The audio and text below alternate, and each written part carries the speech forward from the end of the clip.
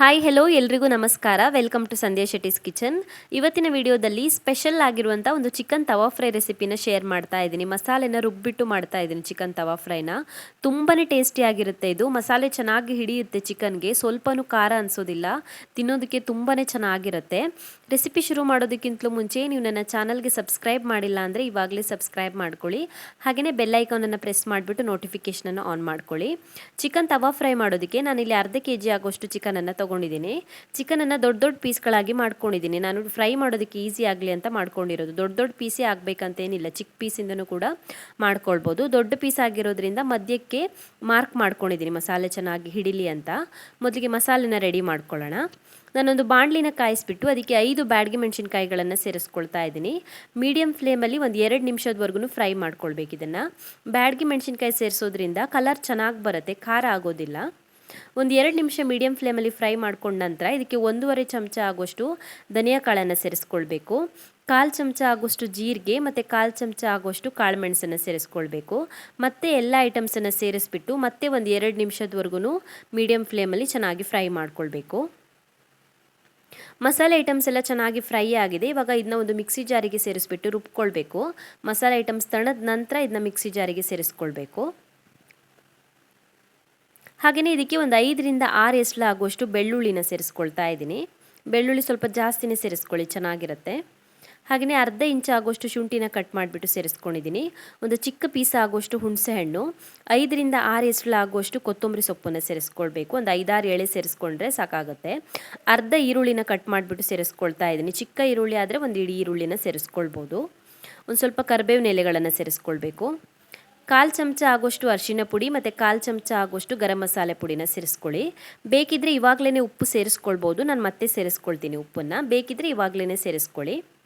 ಮಿಕ್ಸಿನ close ಮಾಡಿಬಿಟ್ಟು ತರ್ತರಿಯಾಗಿ ರುಬ್ಕೊಳ್ಬೇಕು. ಫಸ್ಟಿಗೆ ನೀರು ಸೇರಿಸ್ಕೊಳ್ಳೋದು ಬೇಡ. ಒಂದು 2 ಸುತ್ತು ತಿರುಗಿಸಿ ಆದ ನಂತರ ಮತ್ತೆ ಇದಕ್ಕೊಂದು 1/4 ಲೋಟ ನೀರನ್ನು ಸೇರಿಸ್ಬಿಟ್ಟು ರುಬ್ಕೊಳ್ಬೇಕು. ತರ್ತರಿಯಾಗಿ ರುಬ್ಕೊಳ್ಳಿ, ನೈಸಾಗಿ ರುಬ್ಕೊಳ್ಳೋದು ಬೇಡ. ಮಸಾಲೆ ರುಬ್ಬಿ ಆದ ನಂತರ ನಾವು ರೆಡಿ ಮಾಡಿ ಇಟ್ಕೊಂಡಿರುವಂಥ ಚಿಕನ್ಗೆ ಮಸಾಲೆನ ಸೇರಿಸ್ಬಿಟ್ಟು ಚೆನ್ನಾಗಿ ಮಿಕ್ಸ್ ಮಾಡ್ಕೊಳ್ಬೇಕು. ನೀವು ದೊಡ್ಡ ದೊಡ್ಡ ಪೀಸ್ ಮಾಡ್ಕೊಂಡಿದ್ರೆ ಚೆನ್ನಾಗಿ ಮಾರ್ಕ್ ಮಾಡ್ಕೊಂಡಿರೋ ಕಡೆ ಎಲ್ಲ ಮಸಾಲೆನ ಫಿಲ್ ಮಾಡಿ. ಈ ರೀತಿ ಮಾಡೋದ್ರಿಂದ ಮಸಾಲೆ ಚೆನ್ನಾಗಿ ಹಿಡಿಯುತ್ತೆ. ನಾನು ಸ್ಟಾರ್ಟಿಂಗಲ್ಲಿ ಉಪ್ಪು ಹಾಕ್ಕೊಂಡಿರಲಿಲ್ಲ, ಇವಾಗ ಉಪ್ಪನ್ನು ಸೇರಿಸ್ಕೊಳ್ತಾ ಇದ್ದೀನಿ. ನೀವು ಮಸಾಲೆ ರುಬ್ಬೋವಾಗಲೇ ಉಪ್ಪು ಹಾಕ್ಕೊಂಡಿದ್ರೆ ಇವಾಗ ಮತ್ತೆ ಸೇರಿಸ್ಕೊಳ್ಳೋ ಅವಶ್ಯಕತೆ ಇಲ್ಲ. ಉಪ್ಪು ಸೇರಿಸ್ಬಿಟ್ಟು ಮತ್ತೆ ಚೆನ್ನಾಗಿ ಮಿಕ್ಸ್ ಮಾಡ್ಕೊಳ್ತಾ ಇದ್ದೀನಿ. ಇವಾಗ ಇದನ್ನು ಮ್ಯಾರಿನೇಟ್ ಮಾಡ್ಕೊಳ್ಬೇಕು. ಒಂದು ಅರ್ಧ ಗಂಟೆ ಆದ್ರೂ ಮ್ಯಾರಿನೇಟ್ ಮಾಡ್ಕೊಳ್ಬೇಕು. ಎಷ್ಟು ಜಾಸ್ತಿ ಹೊತ್ತು ಮ್ಯಾರಿನೇಟ್ ಮಾಡ್ಕೊಳ್ತೀವೋ ಅಷ್ಟು ರುಚಿಯಾಗಿ ಬರುತ್ತೆ. ಚಿಕನ್ ಚೆನ್ನಾಗಿ ಮ್ಯಾರಿನೇಟ್ ಆಗಿದೆ. ಇವಾಗ ಒಂದು ಬಾಣಲಿನ ಕಾಯಿಸ್ಬಿಟ್ಟು ಅದಕ್ಕೆ 5ರಿಂದ 6 ಚಮಚ ಆಗೋಷ್ಟು ತೆಂಗಿನ ಎಣ್ಣೆನ ಸೇರಿಸ್ಕೊಳ್ಬೇಕು. ತೆಂಗಿನ ಎಣ್ಣೆ ಇಲ್ಲ ಅಂದರೆ ಬೇರೆ ಕುಕ್ಕಿಂಗ್ ಆಯಿಲ್ ಕೂಡ ಯೂಸ್ ಮಾಡ್ಬೋದು. ಎಣ್ಣೆ ಚೆನ್ನಾಗಿ ಕಾದ ನಂತರ ನಾವು ಇದಕ್ಕೆ ಮ್ಯಾರಿನೇಟ್ ಮಾಡಿ ಇಟ್ಕೊಂಡಿರುವಂಥ ಚಿಕನ್ ಪೀಸ್ಗಳನ್ನು ಸೇರಿಸ್ಕೊಳ್ಳೋಣ. ಈ ರೀತಿಯಾಗಿ ದೊಡ್ಡ ದೊಡ್ಡ ಪೀಸ್ ಮಾಡ್ಕೊಳ್ಳೋದ್ರಿಂದ ಮತ್ತು ತಿರುಗಿಸಿ ಹಾಕೊಳ್ಳೋದಕ್ಕೆ ಈಸಿ ಆಗುತ್ತೆ. ಉಳಿದಿರೋಂಥ ಮಸಾಲೆನ ಮೇಲ್ಗಡೆಗೆ ಸೇರಿಸ್ಕೊಳ್ಳಿ. ಉರಿನ ಮೀಡಿಯಂ ಫ್ಲೇಮಲ್ಲಿ ಇಟ್ಕೊಳ್ಳಿ. ಎಣ್ಣೆ ಪೂರ್ತಿ ಕಾದ ನಂತರ ಉರಿನ ಮೀಡಿಯಂ ಫ್ಲೇಮಲ್ಲಿ ಇಟ್ಕೊಳ್ಳಿ. ಮೀಡಿಯಂ ಫ್ಲೇಮಲ್ಲಿ 5 ನಿಮಿಷದವರೆಗೂ ಫ್ರೈ ಮಾಡ್ಕೊಳ್ಬೇಕು. ಇವಾಗ ಒಂದು ಕಡೆಗೆ 5 ನಿಮಿಷದವರೆಗೂ ಮೀಡಿಯಂ ಫ್ಲೇಮಲ್ಲಿ ಫ್ರೈ ಮಾಡ್ಕೊಂಡಿದ್ದೀನಿ.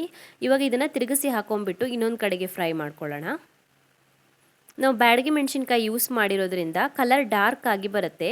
ಕಲರ್ ಎಷ್ಟೇ ಡಾರ್ಕ್ ಅನಿಸಿದ್ರೂ ಕೂಡ ಸ್ವಲ್ಪನೂ ಖಾರ ಇರೋದಿಲ್ಲ, ಮೀಡಿಯಂ ಖಾರದಲ್ಲಿ ಇರುತ್ತೆ. ತಿನ್ನೋದಕ್ಕೆ ತುಂಬಾ ಚೆನ್ನಾಗಿರುತ್ತೆ. ಇವಾಗ ಈ ಕಡೆಗೂ ಕೂಡ 5 ನಿಮಿಷದವರೆಗೂ ಮೀಡಿಯಂ ಫ್ಲೇಮಲ್ಲಿ ಫ್ರೈ ಮಾಡ್ಕೊಳ್ಬೇಕು. ಎರಡೂ ಕಡೆ 5-5 ನಿಮಿಷ ಮೀಡಿಯಂ ಫ್ಲೇಮಲ್ಲಿ ಫ್ರೈ ಮಾಡ್ಕೊಂಡಿದ್ದೀನಿ. ಇನ್ನೂ ಕೂಡ ಸ್ವಲ್ಪ ಬೇಯೋದಿದೆ. ಇವಾಗ ಕಂಟಿನ್ಯೂಸ್ ಆಗಿ ತಿರುಗಿಸಿ ಹಾಕೊಳ್ತಾ ಫ್ರೈ ಮಾಡ್ಕೊಳ್ಬೇಕು. ಮತ್ತೆ ಒಂದು 5ರಿಂದ 6 ನಿಮಿಷದವರೆಗಾದ್ರೂ ಫ್ರೈ ಮಾಡ್ಕೊಳ್ಬೇಕು. ಪ್ರತಿ 1-1 ನಿಮಿಷಕ್ಕೊಂದ್ಸಲ ತಿರುಗಿಸಿ ಹಾಕೊಳ್ತಾ ಫ್ರೈ ಮಾಡ್ಕೊಳ್ಳಿ. ಹೊರಗಡೆ ಹಚ್ಚಿರುವಂಥ ಮಸಾಲೆ ಡಾರ್ಕ್ ಕಲರ್ಗೆ ಬರಬೇಕು, ಅಲ್ಲಿವರೆಗೂ ಫ್ರೈ ಮಾಡ್ಕೊಳ್ಬೇಕು. ಕಂಟಿನ್ಯೂಸ್ ಆಗಿ ಇದೇ ರೀತಿಯಾಗಿ ತಿರುಗಿಸಿ ಹಾಕ್ಕೊಳ್ಳಿ. ನೋಡ್ತಿರ್ಬೋದು ನೀವು ಮಸಾಲೆ ಎಷ್ಟು ಡಾರ್ಕ್ ಆಗಿದೆ ನೋಡಿ. ಈ ಸ್ಟೇಜ್ವರೆಗೂ ಫ್ರೈ ಮಾಡ್ಕೊಳ್ಬೇಕು. ಒಟ್ಟಿಗೆ ಒಂದು 15 ನಿಮಿಷದವರೆಗೂ ಫ್ರೈ ಮಾಡ್ಕೊಂಡಿದ್ದೀನಿ ಚಿಕನನ್ನು. ಮಿನಿಮಮ್ ಒಂದು 15 ನಿಮಿಷ ಆದ್ರೂ ಫ್ರೈ ಮಾಡ್ಕೊಳ್ಬೇಕು. ಫಾರಮ್ ಕೋಳಿ ಆದರೆ ಸಾಕಾಗುತ್ತೆ, ಒಂದು 15 ನಿಮಿಷದಲ್ಲಿ ಬೆಂದ್ಬಿಡುತ್ತೆ. ರೆಡಿಯಾಗಿದೆ ಇದು ಸರ್ವ್ ಮಾಡೋದಕ್ಕೆ. ಸ್ಟವ್ ಆಫ್ ಮಾಡ್ಕೊಳ್ಬೋದು. ತುಂಬಾ ಟೇಸ್ಟಿಯಾಗಿ ಬರುತ್ತೆ. ನೀವು ನೋಡ್ತಿರ್ಬೋದು ಮಸಾಲೆ ಜಾಸ್ತಿ ಅನಿಸ್ತಿರ್ಬೋದು ನಿಮಗೆ, ಆದರೆ ಇದು ಸ್ವಲ್ಪನೂ ಖಾರ ಇರೋದಿಲ್ಲ, ಮೀಡಿಯಂ ಖಾರದಲ್ಲಿ ಇರುತ್ತೆ. ತಿನ್ನೋದಕ್ಕೆ ತುಂಬಾ ಚೆನ್ನಾಗಿರುತ್ತೆ. ಮಸಾಲೆ ರುಬ್ಬಿ ಮಾಡಿರೋದ್ರಿಂದ ಜಾಸ್ತಿ ಖಾರ ಅನಿಸೋದಿಲ್ಲ. ತುಂಬಾ ಟೇಸ್ಟಿಯಾಗಿರುತ್ತೆ. ಒಂದು ಪೀಸ್ ಇದ್ದರೆ ಸಾಕಾಗುತ್ತೆ ಊಟ ಮಾಡೋದಕ್ಕೆ, ಅಷ್ಟು ರುಚಿಯಾಗಿರುತ್ತೆ ಇದು. ಟ್ರೈ ಮಾಡಿ ನೀವು ಕೂಡ. Thank you for watching my video. ನಿಮಗೆ ವಿಡಿಯೋ ಇಷ್ಟವಾಗಿದ್ದರೆ ವಿಡಿಯೋಗೊಂದು ಲೈಕ್ ಕೊಡಿ. ಹಾಗೆಯೇ ಕಮೆಂಟಲ್ಲಿ ತಿಳಿಸಿ ಹೇಗಿದೆ ಅಂತ. ನೀವು ನನ್ನ ಚಾನಲ್ಗೆ ಇನ್ನೂ ಸಬ್ಸ್ಕ್ರೈಬ್ ಮಾಡಿಲ್ಲ ಅಂದರೆ ಇವಾಗಲೇ ಸಬ್ಸ್ಕ್ರೈಬ್ ಮಾಡ್ಕೊಳ್ಳೋದನ್ನು ಮರಿಬೇಡಿ.